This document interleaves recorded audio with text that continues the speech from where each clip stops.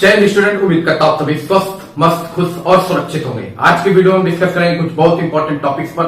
आज हम बात करेंगे क्या यूपी ट्रिपल एससी में रिफॉर्म की जरूरत है, अगर है तो कौन कौन से रिफॉर्म यूपी ट्रिपल एससी में होने चाहिए। इसके अलावा मुख्य सेविका कोर्ट केस में क्या हुआ, इसके अलावा मुख्य सेविका जनता दरबार बच्चे गए थे, जनता दरबार से उन्हें क्या जवाब मिला, उस पर भी बात करेंगे। इसके अलावा बीपीओ की कट ऑफ क्या जा सकती है, काफी लोग बीपीओ की डीवी की कट ऑफ को लेकर परेशान है, कई लोग तो फाइनल कट ऑफ भी बताने लगे हैं, उस पर भी हम डिस्कस करेंगे कि क्या कट ऑफ जा सकती है, क्या बीपीओ को उसकी पुरानी भर्ती से कंपेयर करना सही होगा कि नहीं, उस पर भी बात करेंगे। इसके अलावा यूपी ट्रिपल एससी एजीटीए की जो भर्ती है, एजीटीए की भर्ती, उसका डीबी और फाइनल कट ऑफ मैंने बताया था, काफी लोग उस पर प्रश्न पूछ रहे थे, कह रहे थे सर की कट ऑफ एक बार फिर से बता दीजिए, तो उस पर भी हम बात करेंगे। क्या उसे भी पुरानी भर्ती से कंपेयर करना सही है कि नहीं, उस पर भी हम बात करेंगे। उससे पहले चैनल पे जो नए हैं चैनल को लाइक और सब्सक्राइब कीजिएगा, वीडियो अच्छा लगे तो वीडियो जरूर शेयर कीजिएगा। इसके अलावा इंस्टाग्राम और टेलीग्राम चैनल को फॉलो करने के लिए उसका लिंक डिस्क्रिप्शन बॉक्स में मेंशन है, आप वहां जाकर मुझको वहां पे फॉलो कर सकते हैं। चलिए चलते हैं वीडियो की।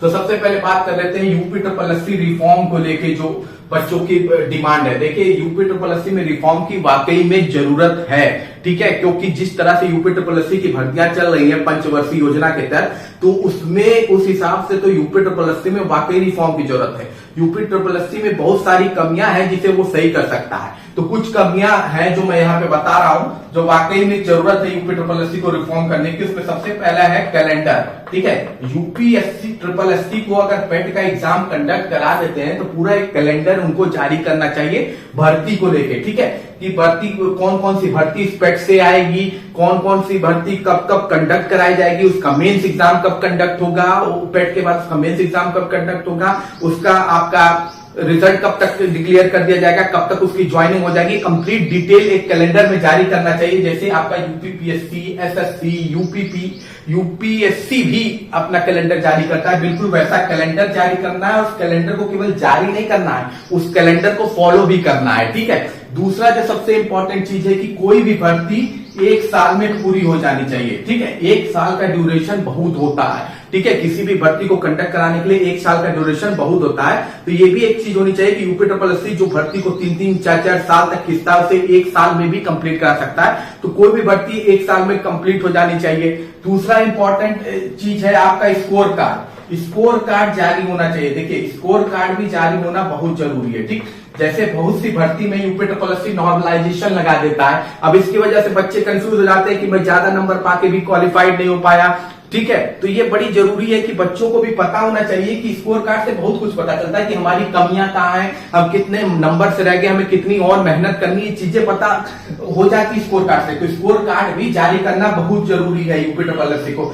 चौथा क्या है आपकी वेटिंग लिस्ट। देखिए वेटिंग लिस्ट भी यूपी ट्रिपल एससी में बहुत इंपॉर्टेंट है। रिसेंटली आपने देखा होगा लेखपाल भर्ती में बहुत सारे बच्चों ने अपना डीबी कंडक्ट कराया, उसके बाद उन्होंने फाइनल में ज्वाइनिंग नहीं ली, जिसकी वजह से 1500 सीटें लगभग खाली रह गई थी। अगर वहां पे वेटिंग लिस्ट का प्रावधान होता तो और बच्चों को उसी में मौका मिल जाता, तो वो बच्चे आज बेरोजगार नहीं घूम रहे होते या फिर से एग्जाम नहीं दे रहे होते, उनको भी रोजगार मिल गया होता। तो वेटिंग लिस्ट भी एक बड़ा इंपॉर्टेंट चीज है, ठीक है। इसके अलावा पांचवा जो इनकी रिवाइज आंसर की आती है, रिवाइज आंसर की इनकी जो आती है वो बहुत डीले आती है, ठीक है। रिवाइज आंसर की जो आती है वो भी इनकी बहुत ही डीले में रहती है, 3 महीना 4 महीना में आती है, जबकि होना ये चाहिए कि 1 महीने के अंदर, 15 से 1 महीने के अंदर रिवाइज आंसर की जारी हो जानी चाहिए। तो इसमें भी रिफॉर्म की जरूरत है कि 15 से 1 महीना के अंदर अगर ये रिवाइज की जारी करते हैं तो बहुत अच्छी बात होगी। इसके अलावा और एक रिफॉर्म आप कर सकते हैं जो गलत प्रश्न इनके आते हैं, ठीक है। यूपी में लगभग पेपरों में गलत प्रश्नों का तो एक चल रहा है नियम, ठीक है। हमेशा आंसर की आएगी, आंसर की में फिर बाद में बच्चे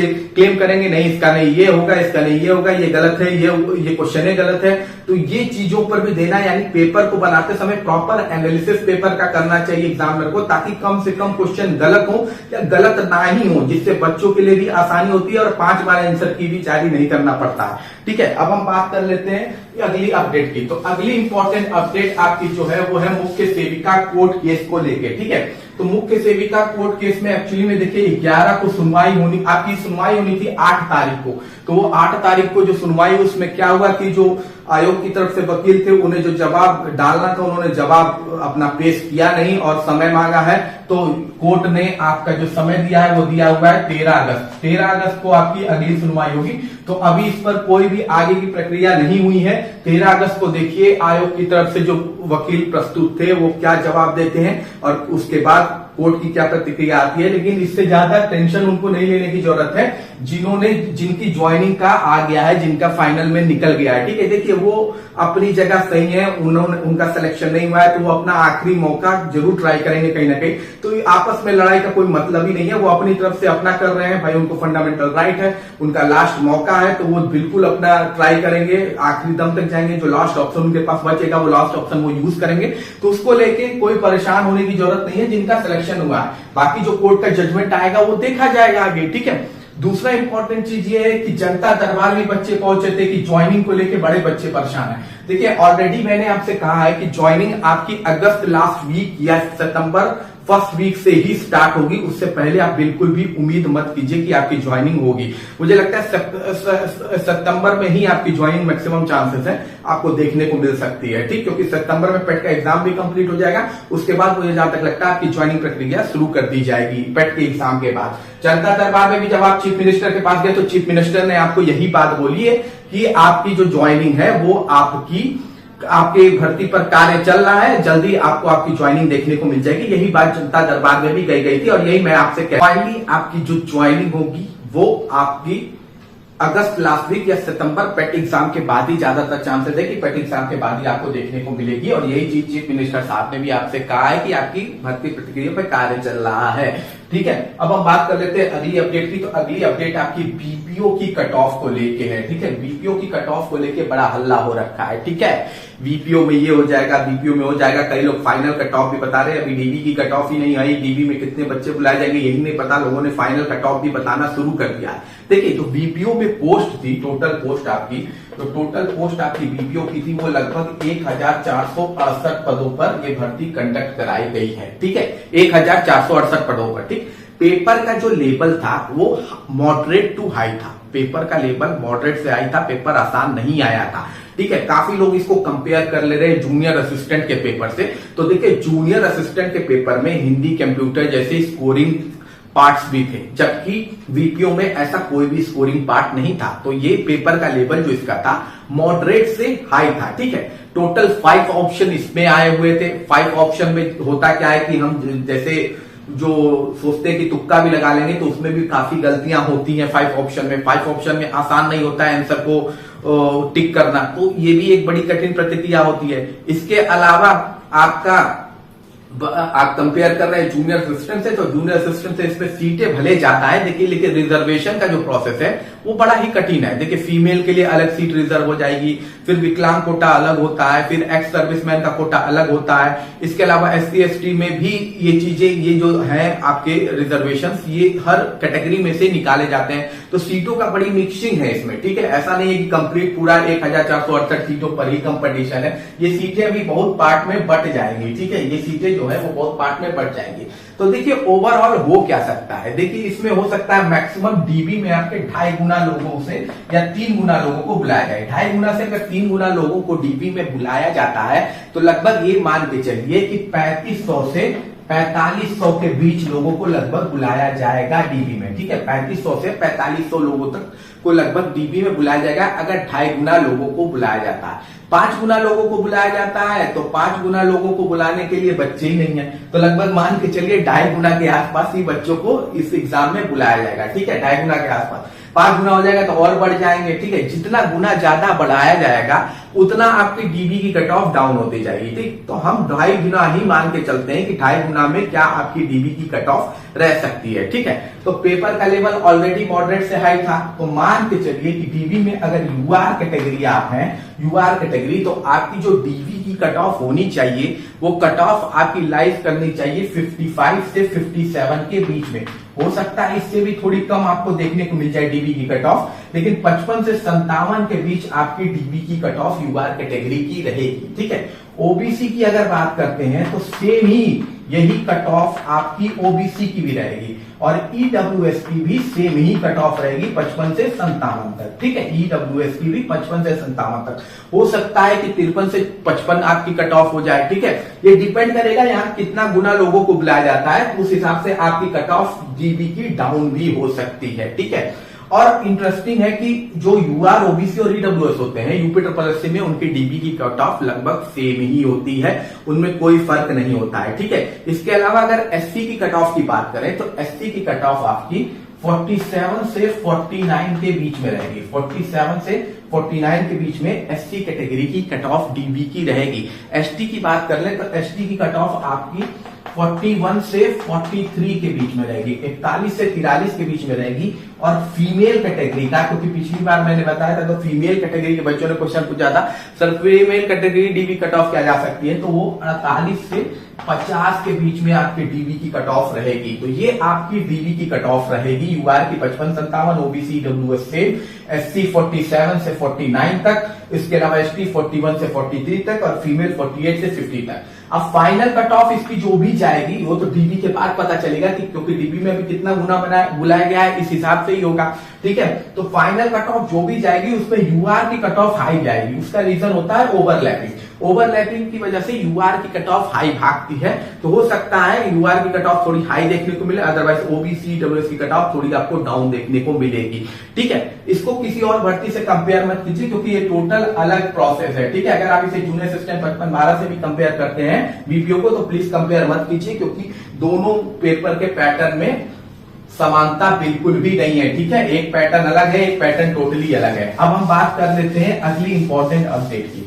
तो अगली इंपॉर्टेंट अपडेट आपकी है एजीटीए को लेके, क्योंकि इस भर्ती में एजीटीए को भी लेके काफी क्वेश्चंस पूछे जा रहे हैं, ठीक है। एजीटीए को भी लेके, एजीटीए को उसकी पुरानी भर्ती जो 2018 में इसकी भर्ती हुई थी उससे इसको कंपेयर कर लिया जा रहा है, ठीक है।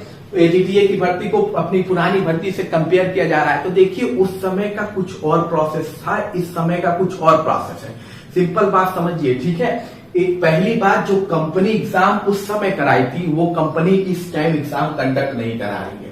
दूसरी बात, उस समय जो बच्चे बैठते थे उनका लेवल अलग था, इस समय जो बैठते थे उनका लेवल अलग है, क्योंकि इस समय बहुत चीजें, सोर्सेज अवेलेबल है, बहुत वो है। उसके बाद पेट के एग्जाम होने के बाद फिल्टर होके बच्चे आते हैं, ये नहीं कि सारे बच्चे का एक भर देते हैं, फिल्टर होके बच्चे आते हैं, इस वजह से, ठीक है। उस वहां के बच्चों का सोच अलग होगा, इस समय के बच्चों का जो मेंटल लेवल होगा वो अलग होगा। दूसरी बात यह है कि इसमें, इस भर्ती में, एजीटीए में जो पेपर का लेवल था कंपेयर तो बिल्कुल भी नहीं करना चाहिए उसके पेपर के लेवल से, क्योंकि उस समय कुछ और होता था, अब का सारा कानून नियम अलग हो गया है। पेपर का लेवल इसका क्या था, हाई था, ठीक है। पेपर का लेवल इसका हाई था।